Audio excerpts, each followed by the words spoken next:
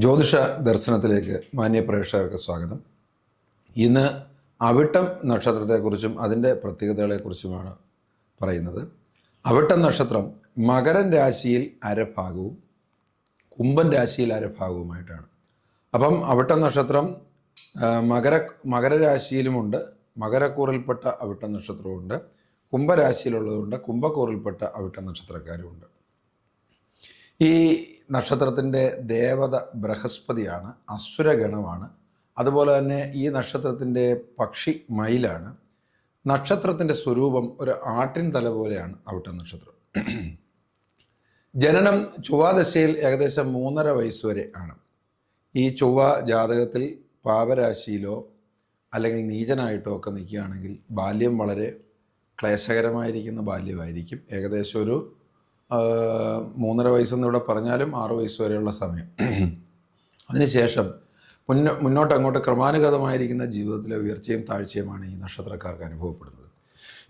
ധന ഭാഗ്യയോഗം, എല്ലാവിധമായിരിക്കുന്ന സൗഭാഗ്യങ്ങളും അതുപോലെ തന്നെ ആരോഗ്യവും അതുപോലെ തന്നെ നല്ല രൂപലാവണ്യവും നല്ല സംസാരശേഷിയും ഒക്കെ ഉള്ളവരായിരിക്കും അവിട്ടം നക്ഷത്രത്തിൽപ്പെട്ടവർ.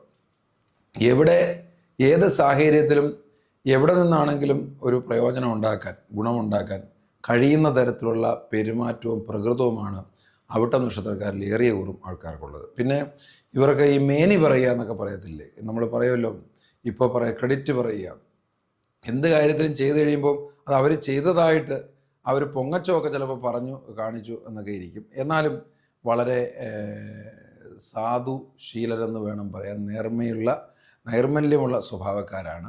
ഇങ്ങനെയൊക്കെ പറയുന്നെങ്കിലും നല്ല കലാവാസനയും നല്ല വാക്ചാതുര്യവും അതുപോലെ തന്നെ എല്ലാ തരത്തിലുള്ള നൈപുണ്യങ്ങളും ഒരു പ്രവൃത്തിയിൽ ഒരു വിഷയത്തിൽ അവർ ഏർപ്പെട്ട് കഴിഞ്ഞാൽ അത് വിജയിപ്പിക്കാനുള്ള എല്ലാവിധമായിരിക്കുന്ന നൈപുണ്യങ്ങളും ഉള്ള ഒരു നക്ഷത്രമാണ്.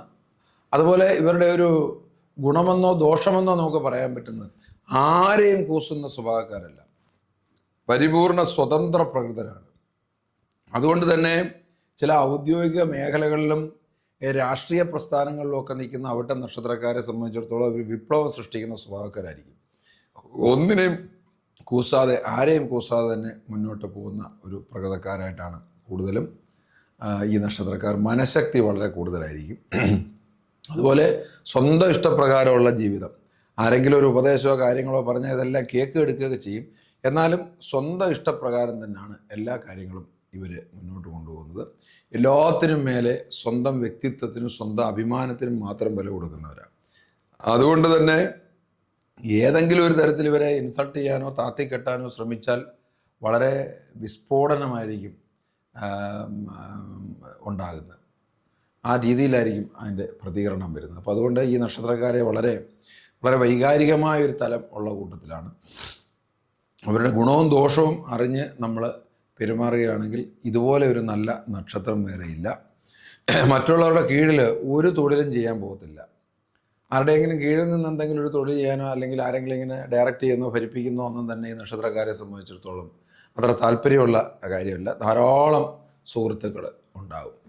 അതുപോലെ തന്നെ ദേഷ്യം പെട്ടെന്നായിരിക്കും, ആ കോപശീലം വന്നു കഴിഞ്ഞാൽ എടുത്തടിച്ച രീതിയിൽ പെരുമാറുകയും സംസാരിക്കുകയും ചെയ്യും.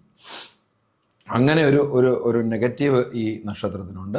നല്ല അലങ്കാരപ്രിയത്വം, ആഡംബരപ്രിയത്വം, ശുചിത്വബോധം, ഇതൊക്കെ വളരെ കൂടുതലായിരിക്കും. ചിലരെ സംബന്ധിച്ചിടത്തോളം മാതൃകാപരമായി സമൂഹത്തിൽ പെരുമാറുന്ന അത്തരത്തിലുള്ള ചില വ്യക്തിത്വങ്ങൾ, ഉന്നത വ്യക്തിത്വങ്ങൾ ഈ നക്ഷത്രത്തിൽ നിന്നുണ്ടായിട്ടുള്ളവരാണ്. എന്നാൽ വേറെ ഒരു കാര്യം ശ്രദ്ധിക്കാനുള്ളത്, ഏറിയ കൂറും ഈ നക്ഷത്രത്തിൽപ്പെട്ടവർക്ക് ലഹരി പദാർത്ഥങ്ങൾക്ക് അടിമപ്പെട്ടു പോയാൽ സ്ത്രീജിതന്മാരാണ്. സ്ത്രീകൾക്കും ലഹരി പദാർത്ഥങ്ങളും അടിമപ്പെട്ടു പോയാൽ ജീവിതം തന്നെ ചിലപ്പോൾ കടപഴകി പോകാനുള്ള സാധ്യതയുണ്ട്. അത്തരം ചില സാഹചര്യങ്ങൾ വരുമ്പോൾ നമ്മൾ അതിൽ നിന്ന് ഒഴിഞ്ഞ് മുന്നോട്ട് പോകാൻ ശ്രമിക്കേണ്ടതാണ്. ഈ പെട്ടെന്ന് ഇവരുടെ പ്രകൃതം ആർക്കും മനസ്സിലാകത്തില്ല.